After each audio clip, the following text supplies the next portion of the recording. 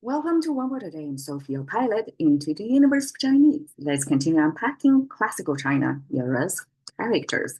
And today is Cha. So recently we talked about the rulers' tools, which is announce, issue policies. And today is about how the ruler can get feedback by scrutiny. So Cha is about how the rulers get information. And eventually it doesn't expand the scope of Cha. The scrutiny can be used by everyday people for everyday things. And here I would have three ways of Cha for you.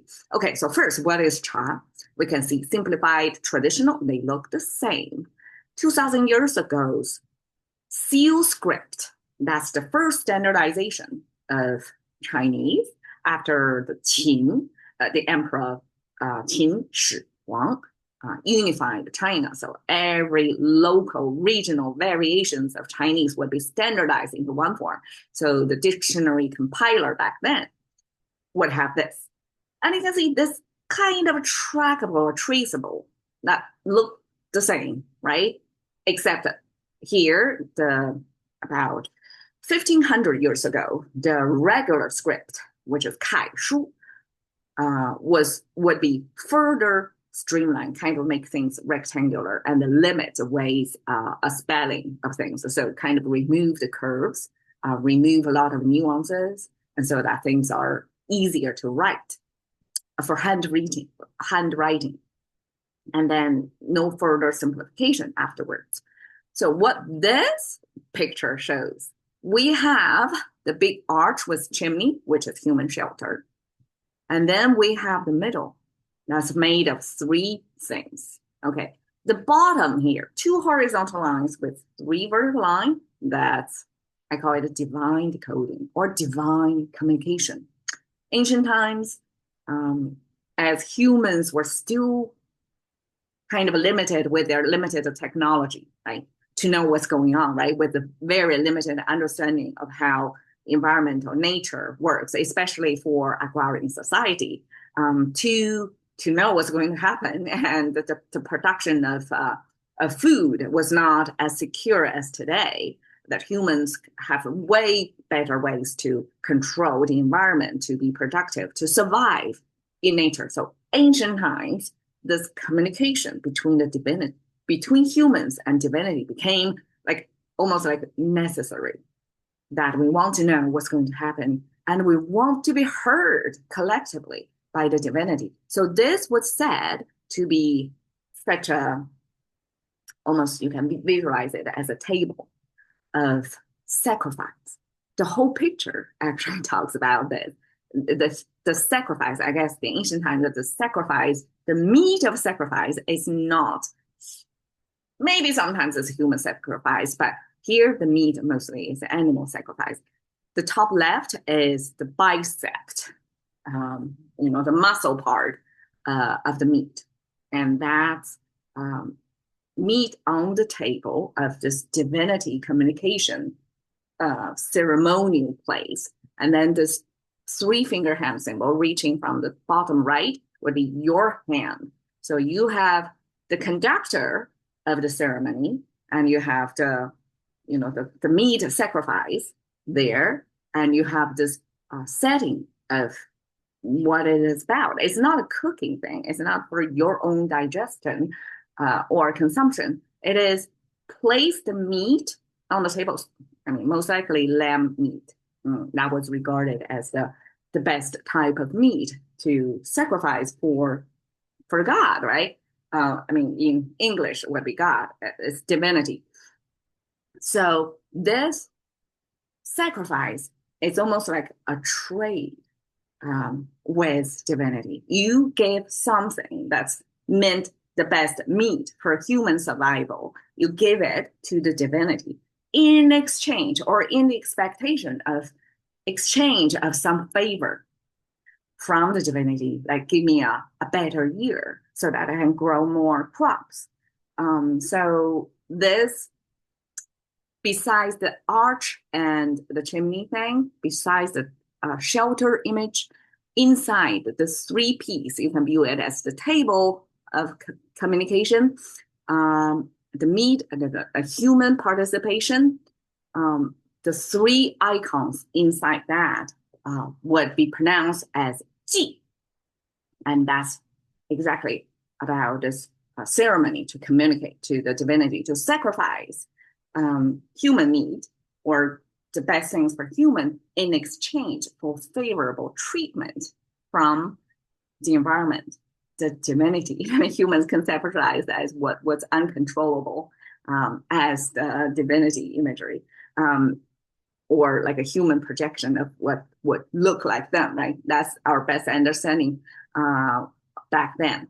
So this, when we put it under the roof, that almost like indoor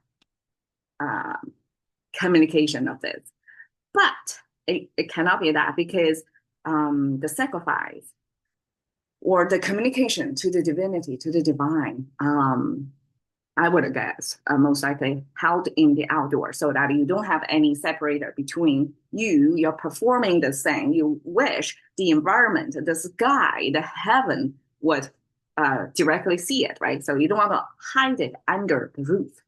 When it's sheltered in there, you know that this is not about the sacrifice, this way of trading that you want to, this is not the meaning for that, but this is about that during the sacrifice, you probably would want to catch up any minute messages from the divinity. And when you put it under the shelter, that's a human's kind of controlled environment, shelter, right? So it's within the human environment that you want to achieve a similar observation of the divine message sending, right? So this divinity sacrifice image in the middle simply is the way to show that you take care of this seriously. This is the serious business.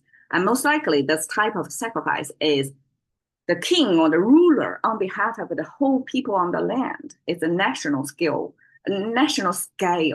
kind of thing. So it's very ceremonial and carried on the top of the table, almost level, like the representation of a whole human race in conversation or in trade with the uncontrollable, like a little understood nature or the environment itself, so that you can gain favorable conditions. And that level of care of trying to get any message from the divinity, you have to be very observable, right?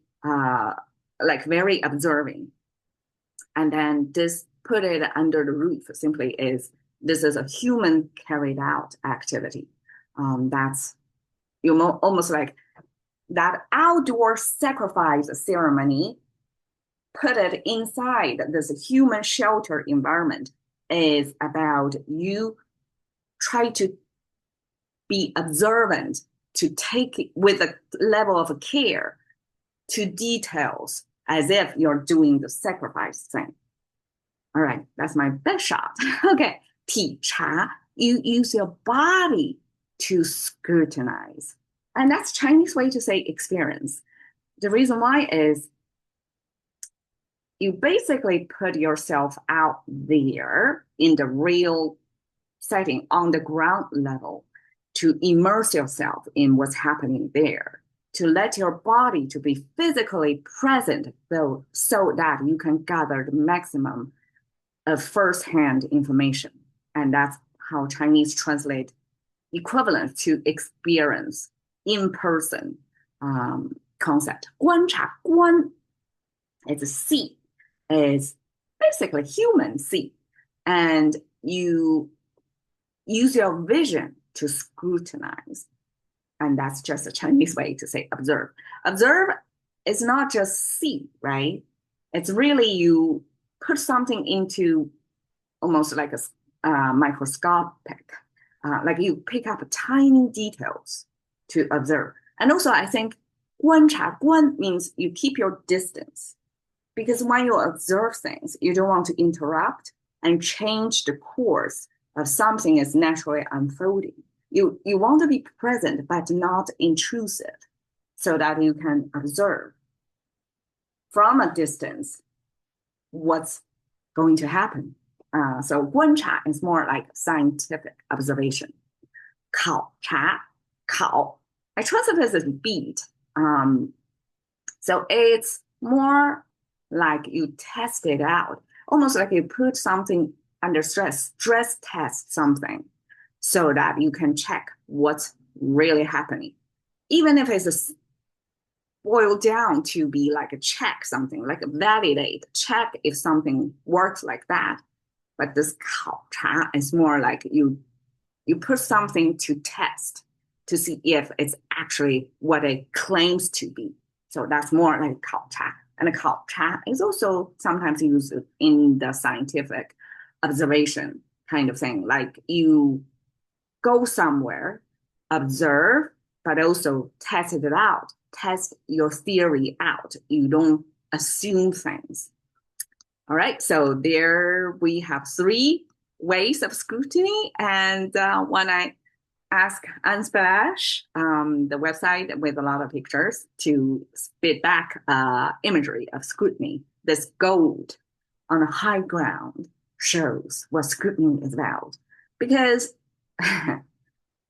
in that moment, the goat may be very alert to turn around to see what's going on in front of it or behind it so that it doesn't become a prey of some predator out there in nature. It could be a life and death situation back there. So that's the level of alertness and attention as cha, what this character means to Chinese.